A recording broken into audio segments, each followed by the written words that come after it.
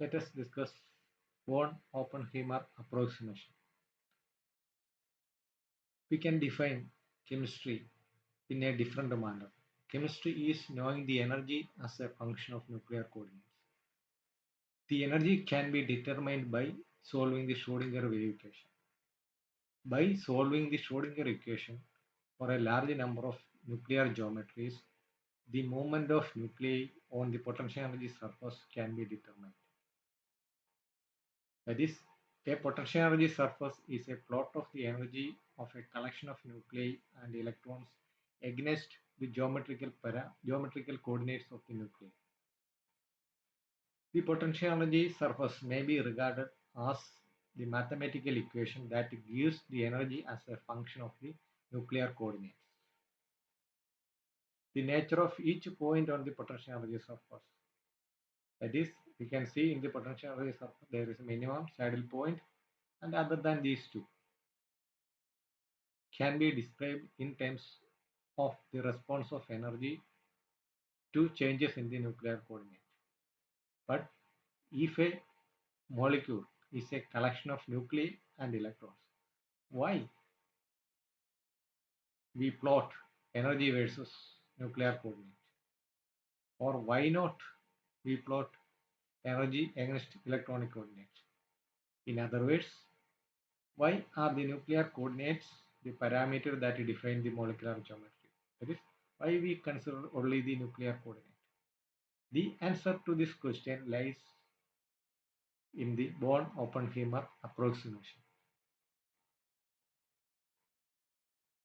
That is, before studying the Born-Oppenheimer approximation, let us discuss some details of the Schrodinger wave equation.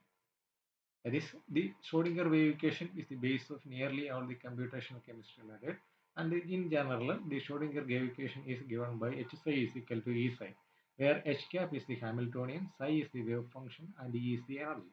Mathematically, the whole equation, that is h psi is equal to E psi, that is called an eigenvalue equation.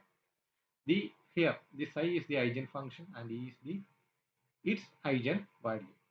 The wave function psi here is a function of the electron and the nuclear positions. This is a description of the electron as a wave. This is a problematic description of the electron behavior. It describes the probability of electron being in certain locations, but it cannot be predict exactly where the electron is located. The wave function is also called the probability amplitude because it is the square of the wave function that yields the probabilities. This is the only rigorously correct meaning of the wave function. In order to obtain a physically acceptable relevant solution of a Schrodinger wave equation, the wave function should be continuous, single-valued, normalizable, and antisymmetric with respect to the exchange of electrons.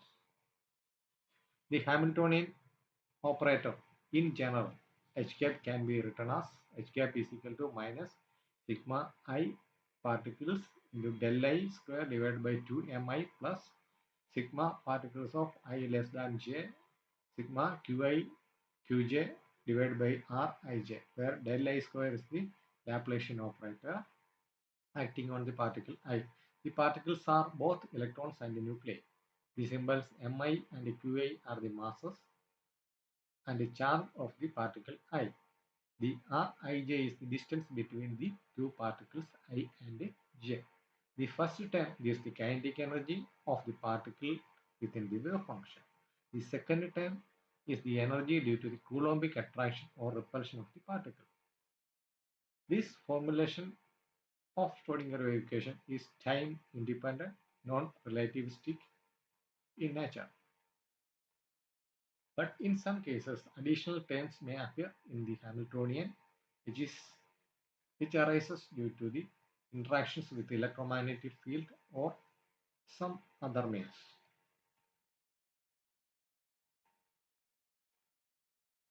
Under normal conditions, the Hamiltonian of the above form, that is h psi is equal to E psi, cannot be used because so we can simplify by separating the nuclear and electronic motions. This is called Born-Oppenheimer approximation. The Hamiltonian of a molecule with a stationary nuclei is given by H cap, that is equal to minus sigma I electrons del I square divided by 2 minus sigma I nuclei sigma I electrons into Zi divided by Rij plus sigma I less than j electrons into sigma 1 by Rij. The first term is the kinetic energy of the electrons solely. The second term is the attraction of the electrons to the nuclei. The third term is the repulsion between the electrons. The repulsion between the electron between the nucleus is added on to the energy at the end of the calculation. The motion of the nuclei can be described by considering the entire formulation to be a potential surface on which the nuclei undergo motion. Once the wave function has been determined, any property of the individual molecule can be determined by taking the expectation value corresponding to that property. The expectation value is normally noted in angled bracket. Here, for example, the expectation value of energy of the Hamiltonian operator is given by the expectation value of energy is equal to integral of psi star h cap psi dt. For an excited solution, this is the same as that of energy predicted by the Schrodinger wave equation. For an approximate wave function, this gives an approximation of the energy.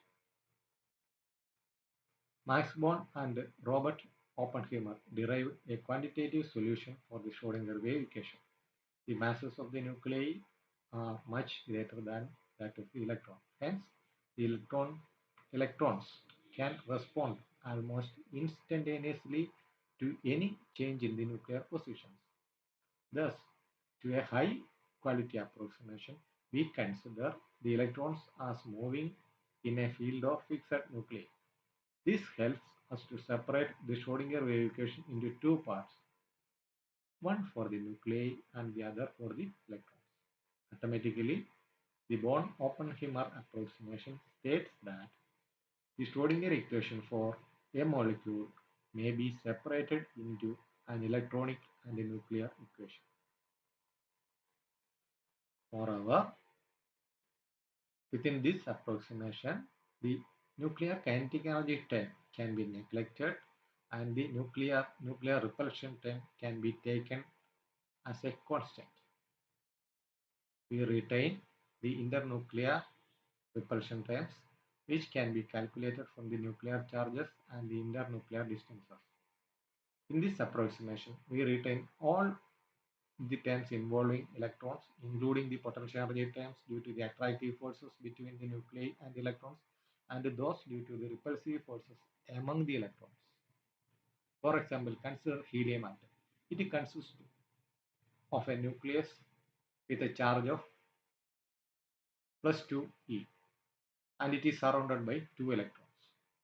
Yet the nucleus lies at the origin of the Cartesian coordinate system, and also let the position vectors of the 2 electrons be r1 and r2 respectively.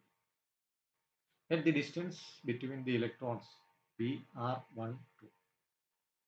By applying Born-Oppenheimer approximation, the Hamiltonian of the system can be written as h cap, that is equal to minus h cross square divided by 2 me del 1 square minus h cross square divided by 2 me into del 2 square minus z square divided by 4 pi epsilon 0 into 1 by r1 minus z square by 4 pi epsilon 0 into 1 by r2 plus 1 by 4 pi epsilon 0 into 1 by r1.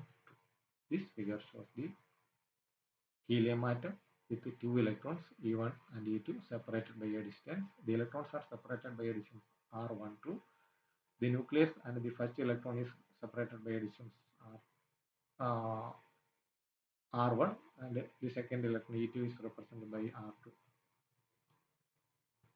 Here we have neglected the reduced mass effect.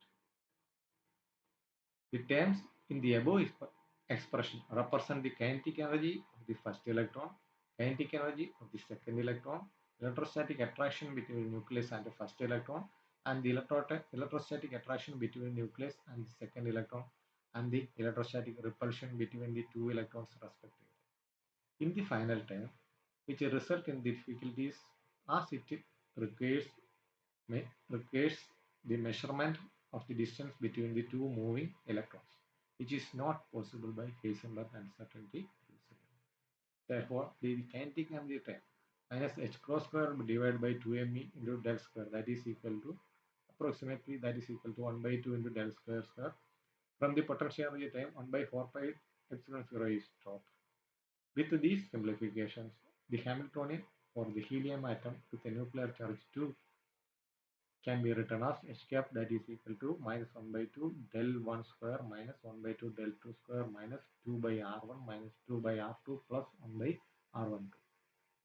Therefore, the Schrodinger equation h psi is equal to E psi becomes minus 1 by 2 del 1 square minus 1 by 2 del 2 square minus 2 by r1 minus 2 by r2 plus 1 by r12 into psi, that is equal to E psi, where del square is the Laplacian operator which is in the Cartesian coordinate system. So, in order to solve this equation, we have to convert the del in spherical polar coordinate system. For this, let r be the distance of the radius vector making an angle theta with reference to the z axis, and phi be the angle of the image of the vector on the xy plane with the x axis. The relationship between the polar coordinates r theta phi and the Cartesian coordinate xy z is given by x is equal to, that is r sin theta cos phi, phi is equal to r sin theta sin phi, z is equal to r cos theta, and r square, that is equal to x square plus y square plus z square. By using this relationship, the Schrodinger wave equation in spherical polar coordinates gives the solution of psi is equal to r theta theta phi phi, where r is the radial function, where theta phi and phi phi are the angular functions. Here the r radial part depends only on the principal quantum number and azimuthal quantum number. The phi phi depends on the azimuthal quantum number and the magnetic quantum number, where phi phi depends only on the magnetic quantum number m. The Hamiltonian of many electron system will have a kinetic energy operator sum, that is sigma minus 1 by 2 del I square, and a potential energy operator sum sigma Ba. The kinetic energy term is always negative as it is associated with a decrease in the energy. The potential energy term can always be positive or negative. It is positive if it is due to the repulsion, the electron-electron repulsion. It can be negative if it is due to the attraction, that is electron-nucleus repulsive. The electron-electron repulsive term 1 by 2 sigma minus 1 by 2 Rij is multiplied by 1 by 2 in order to avoid the doubling of the terms. Nuclear repulsive terms are avoided in the Born-Oppenheimer approximation. Therefore, the Hamiltonian of such a system will give h cap, that is equal to minus sigma 1 by 2 del 1 square plus V1 plus 1 by 2 sigma 1 by Rij, where the first term is the sum term and is attractive, while the second term is repulsive. References: Computational Chemistry by Errol Lavesh, Introduction to Computational Chemistry Frank Johnson, Computational Chemistry by David C. Young, Computational Chemistry and Molecular Modeling by Ramachandran, Deepa and Namboothri.